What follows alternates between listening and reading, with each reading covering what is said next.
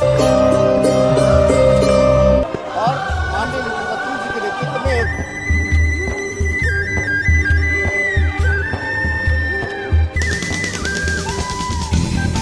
और अब तो सुनने को आ रहा है कि मुझे ही चलता करने का इंतजाम कर लिया गया है। अभी व्हाट्सएप पे आया कि मैं फोन कर रहा हूं कि बरखा मैम मेरे लिए कोई नौकरी है। ये हंसने की बात नहीं है। इस देश का महान लोकतंत्र अगर एक पत्रकार को नहीं बर्दाश्त कर सकता तो उसके लिए शर्म की बात है। मैं गलत बोल सकता हूं, मैं खराब बोल सकता हूं, लेकिन आपने अगर मेरी हत्या की कामना की है तो वो शर्म की बात है। आपने मुझे उठाकर कहीं फेंकने की कामना की है तो वो शर्म की बात है। ये गांधी के देश में कभी नहीं हो सकता था। जो गांधी अंग्रेजों से लड़ते थे मगर उसे भी शत्रु नहीं कहते थे। हम उस देश के हैं। आप मेरा मजाक उड़ा रहे थे उस दिन। वो सबसे शर्मनाक दिन था जब मेरा फोटो तरह तरह से ट्विटर पर बनाकर चलाने लगा।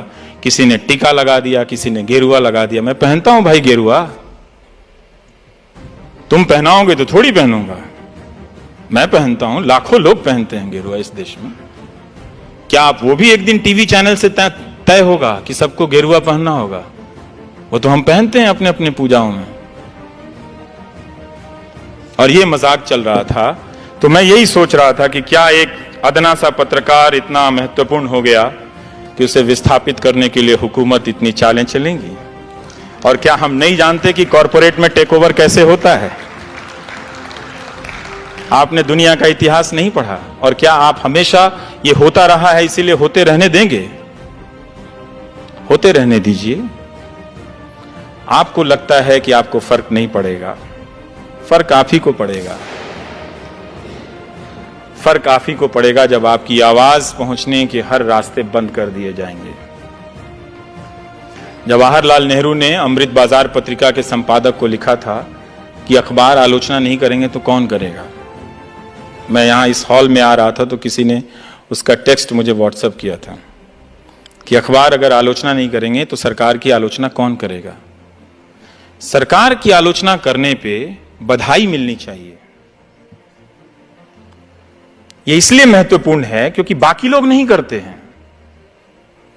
99% मीडिया एक गोदी मीडिया बन गया है। अब रोना रो रहा है कि जो 1% है वो भी गोदी मीडिया। कमाल है साहब, कमाल है। सारा मीडिया खरीद के जेब में रख लो और दिन भर प्रोपेगेंडा हिंदू मुस्लिम एजेंडा चलाते रहो और कहो कि गोदी मीडिया दूसरी तरफ भी है। अपने देश को अपनी आंखों से देखिए। वो जो रात को एंकर आते हैं और आपको नेशनलिज्म का आधा पाठ पढ़ाते हैं, उनकी निगाह से मत देखिए। वो आपको इस देश की हकीकत से काट कर ले जा रहे हैं, एक ऐसे देश की दुनिया में जो है ही नहीं। हमारा मुल्क सबसे खूबसूरत मुल्कों में से एक है। कॉरपोरेट हमारा बड़ा कमाल का है। उसने पहले मीडिया को नेताओं के यहां पहुंचाया, नेताओं ने मीडिया को अपने पास रख लिया। अब कॉरपोरेट मीडिया तो खरीद लेता है, कई तरह के चैनल, लेकिन बोल वो भी नहीं पा रहा है बेचारा। जीएसटी से परेशान है, उसका धंधा चौपट है, बैंकों के खून निकल रहे हैं, बह रहे हैं, वो घाटे में दबे जा रहे हैं, मरे जा रहे हैं, कोई बोल नहीं रहा है। क्या बात है भाई, तुम भी डर गए? तुम तो बड़े बड़े चैनल खरीद लेते हो। किस लिए खरीदते हो? डरने के लिए? हमने डर में इतना निवेश नहीं देखा। जब डर प्रॉफिटेबल हो जाए तो जनता को सतर्क हो जाना चाहिए, क्योंकि इसमें उसका घाटा है, फायदा 2-4 लोगों का होता है। तो वो डर को प्रॉफिटेबल बिजनेस बना रहे हैं। और यही हो रहा है कि ना कॉरपोरेट बोल पा रहा है, ना जनता की आवाज पहुंच रही है, और लोग सड़कों पर अपने सवालों को लेकर खड़े हैं। शिक्षा मित्र रोज फोन करते हैं कि हम 1.25 लाख की संख्या में, हमारी आवाज कोई नहीं उठाता है। रोज रोते हैं बेचारे। तो नए नए तर्क गढ़े जा रहे हैं, आपकी आंखों में इमेज झोंके जा रहे हैं।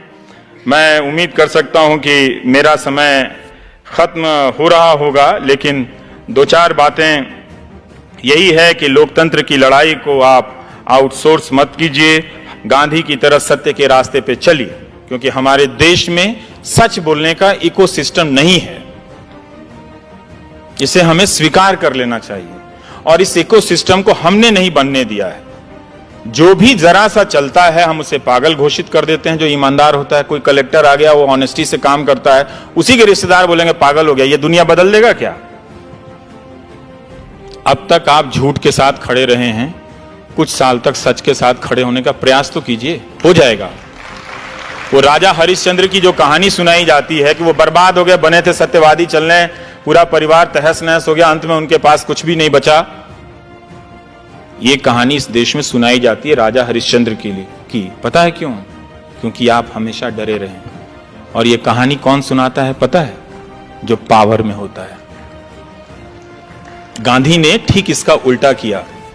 गांधी ने सत्य के साथ प्रयोग किया और खुद प्रयोग किया, लेकिन उस सत्य को अधिकांश जनता का हथियार बना दिया। ये लो सत्य।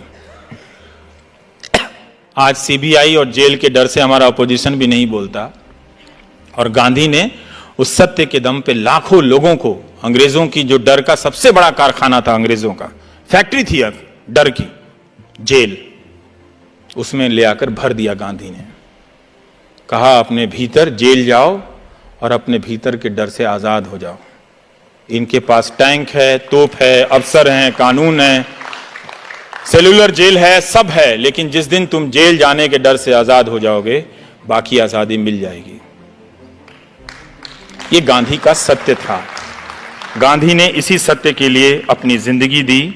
वो कहते थे कि सत्य की खोज में क्रोध, स्वार्थ, घृणा आदि विकार स्वभावतः छूटते जाते हैं, अन्यथा सत्य की प्राप्ति असंभव ही हो जाए। सत्य की खोज में सफलता प्राप्त होने पर मनुष्य में प्रेम और घृणा, सुख और दुख आदि के द्वंद्वों से पूर्णतः मुक्त हो जाता है मनुष्य। और वो अपना पैमाना गांधी बनाते रहते हैं।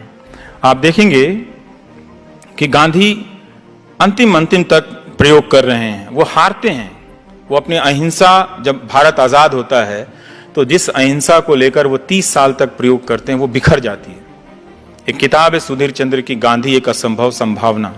आप पढ़िएगा कि गांधी आखिरी वक्त में फिर अकेले खुद को जुटाते हैं। वो चाहते थे 125 साल जीना, लेकिन बाद में उनके जीने की इच्छा समाप्त होने लगती है और वो नोआखली चल देते हैं। तो जैसे आज ट्रोल होता है, वैसे ही तब होता था कि बापू आप पहले बिहार क्यों नहीं जाते हैं, बापू आप कलकत्ता में क्यों नहीं रुकते, आप हिंदुओं के यहाँ क्यों नहीं रुकते, आप मुसलमानों के यहाँ क्यों नहीं रुकते। तो दोनों तरफ के जो सांप्रदायिक लोग थे वो गांधी जी का ट्रोल करते हैं। लेकिन गांधी क्या करते हैं उस ट्रोल के बाद? कई बार हम लोग ट्रोल से डर जाते हैं, तो मैं बताना चाहता हूं कि गांधी क्या करते हैं। गांधी उस वक्त एक बात बताते हैं कि हिंदू मुसलमान दोनों हैवान बने हुए हैं, क्या इसमें से निकलने का कोई रास्ता नहीं है? रास्ता तो है, दोनों में से एक जानवर ना बने। जो निखिल डे कह रहे थे, आखिरी बात जो उनकी थी, उस बात को समझिए, दोनों में से एक जानवर ना बने। यही इसमें से निकलने का सीधा रास्ता है, ये गांधी ने कहा था। और वो पहचानते थे, जब ये ट्रोल के जरिए किसी की हत्या पर उत्सव मनाया जाने लगा, यहां वहां के तर्कों से सवाल किए जाने लगे, तो लोगों ने कहा कि हम तो ऐसे ही थे, भीतर से हम लोग सब कम्युनल थे, बाहर आ गए उसमें। तो बाहर कम्युनल आए तो खराब लगे, तो उसमें नेशनलिज्म थोड़ा सा ऊपर से डाल दो, उसमें मलाई। तब भी गांधी जी कहते हैं कि जो बहुत हिंसा होने लगती है, कि हम लाचारी से अहिंसक बने हुए थे, मगर हमारे दिल में तो हिंसा भरी हुई थी। अब जब अंग्रेज यहां से हट रहे हैं, तो हम उस हिंसा को आपस में लड़कर खर्च कर रहे हैं। हम आज भी उस हिंसा को आपस में लड़कर खर्च कर रहे हैं। अपने भीतर की अहिंसा को पहचानिए, उसमें बहुत शक्तियां हैं। ये वो शक्तियां हैं जो इस मुल्क में बेपनाह मोहब्बत भर देंगी। इस मोहब्बत के सहारे आप कम रोटी खाकर भी मुस्कुराएंगे, जनरल क्लास में भी चलकर मुस्कुराएंगे। ये मोहब्बत नहीं रहेगी तो बुलेट ट्रेन में भी आप डरे रहेंगे कि कोई मुहर्रम या विसर्जन के समय पत्थर तो नहीं फेंक देगा।